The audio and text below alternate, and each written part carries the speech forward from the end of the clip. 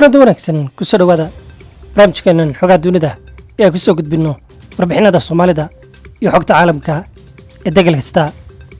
barnaamijkeenan waxaad ku dhegaysan doontaan warbixin cusub Mareykanka oo ka codsaday inuu soo farageliyo dalka Turkiga arrinta dalka ee Itoobiya si loo xaliyo dhibaatada oo qayb weyn uu ka qaato kadib fashilaadda uu kala kulmay Mareykanku inuu xaliyo dhibaatada dalka Itoobiya. warbixin ayaad dhegeysan doontaan iyo shaawareerka ee dunidu ay ka qabto in Russia ay duulaan ku qaado Ukraine iyo warbixino kale ayaan ku soo gudbin doonaa xogaha diblomaasiyadda ee dunida.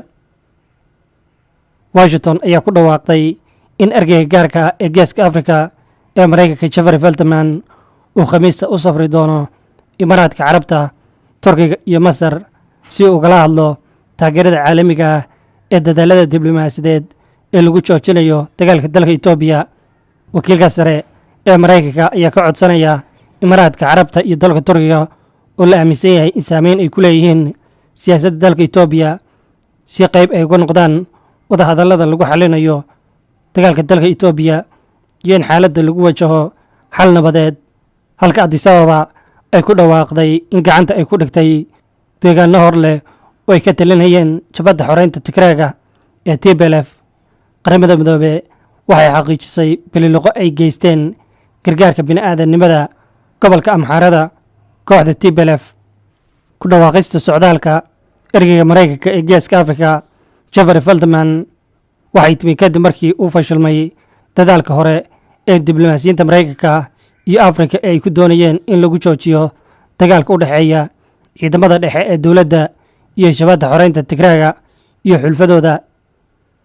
Feltman ayaa bishii hore u booqday Addis Ababa taas oo qayb ka ah dadaalada lagu joojinayo dagaalka dalka Itoobiya, waxaana Washington ay marar badan ay ku baaqday muwaadiniinteeda inay ka baxaan dalka Itoobiya xaaladda ammaan darteed. afhayeenka wasaaradda arrimaha dibadda ee Mareykanka Ned Price ayaa u sheegay warbaahinta in soo afjarista iska horimaadyada ka socda Itoobiya aan loo mari karin xal military, isagoo dhinacyada uu sheegay inay muujiyaan in dalkooda ay u turaan oo xal diblomaasiyadeed arrinta loo maro, kuna tilmaamay arrinta ka taagan dalka Itoobiya masiibo bini'aadanimo oo ka dhacday waqooyiga Itoobiya oo weli ay tahay mudnaanta buuxda ee Mareykanku uu leeyahay.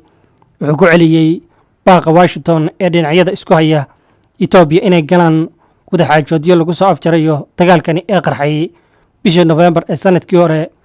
afhayeenka wasaaradda arrimaha dibadda ee Mareykanka ayaa tilmaamay suurtagalnimada in tallaabo ciqaab ah laga qaado dhinacyada diidan in xal nabadeed laga gaadho colaadda Itoobiya.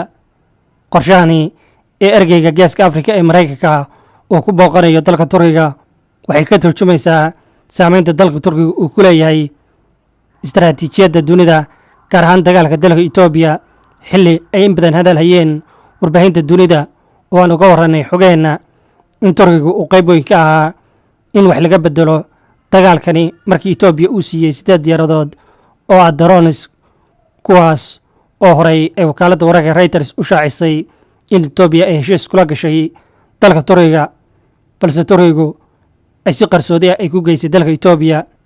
dhinaca dhulka, dowladda Itoobiya waxay ku dhawaaqday in ciidankeedu ay la wareegeen 7 magaalo oo cusub oo ku yaala duleedka gobolka Amxaarada, isla markaana ay leeyihiin dhufaysadii ugu dambeeyey ee maleeshiyaadka Tigreega in ay ku siisiqayaan ciidamada federaalka.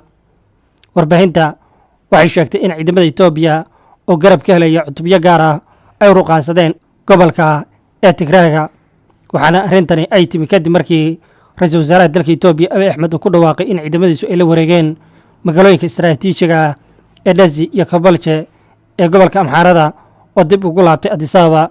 Abiy Ahmed ayaa sidoo kale Arbacadii wuxuu ku dhawaaqay inuu dhammaaday wejiga koowaad ee dagaalkani, waxaana uu ballan qaaday inay sii wadi doonaan dagaalka inta laga saarayo khatarta jabhaddani guud ahaan dalka Itoobiya.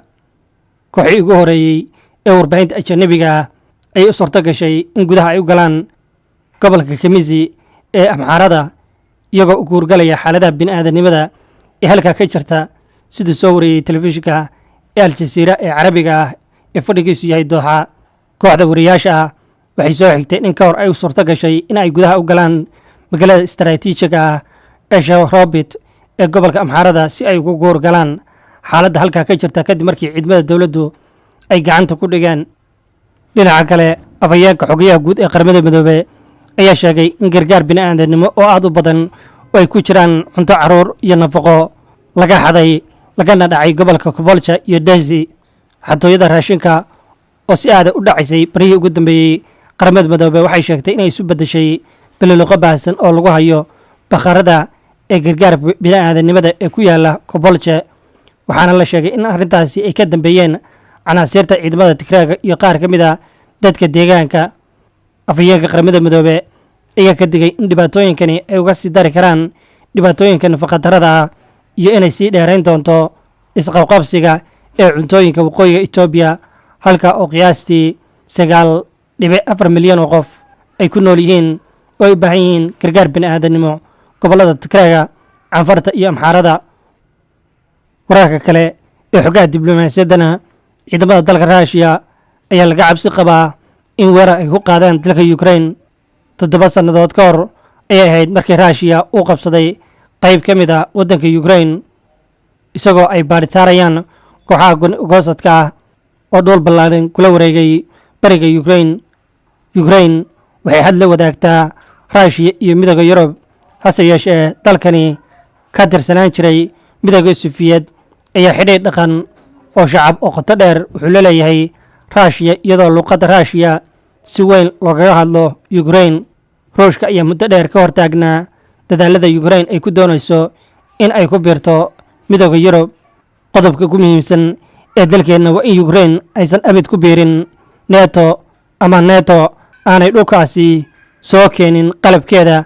Ruushia ayaa sheegtay markii dadka Ukraine ay caydhiyeen madaxweynihii gacansaarka la lahaa Ruushia sanadka 2014. Ruushia ayaa gacanta Crimea ka qabsatay Ukraine, halka kooxaha Ruushku ay taageeraan ee goosadka ah ay la wareegeen dhul ballaaran oo ku yaala bariga Ukraine oo loo yaqaano Donbass. colaadda Ukraine iyo Ruushka ayaa hadda gaadhay heerkii ugu sarreeyey. Ukraine waxay sheegtay in Ruushku uu geeyey xuduudda madaafiicyada iyo sidoo kale nidaamyada ee difaaca jiidaha hore ee deegaanada oo fallaagadu ay haystaan. sirdoonka Maraykanka ayaa sheegay in 175,000 oo askari oo Ruushia ah ay suurto gashay in qayb ay ka qaataan howlgalka bilowgii January, iyadoo agaasimaha CIA uu rumaysan yahay in madaxweynaha Ruushia Putin uu geynayo militariga Ruushia goob si degdega wax looga fulin karo. sarkaal sare oo ka tirsan golaha arrimaha caalamka ee Ruushia ayaa sheegay in horaantii bishii December 500,000 qof oo u dhashay Ukraine oo ku sugan deegaanadaasi fallaagadu ay haysato ay haystaan baasaboorka ee Ruushia, taas oo Ruushku ay doonayso in ay ku dabaqdo weerar military oo ay ka qaado Ukraine, iyadoo doonaysa inay u adeegsato inay difaacayso muwaadiniinteeda, waana sababta dhalashada ay u siisay.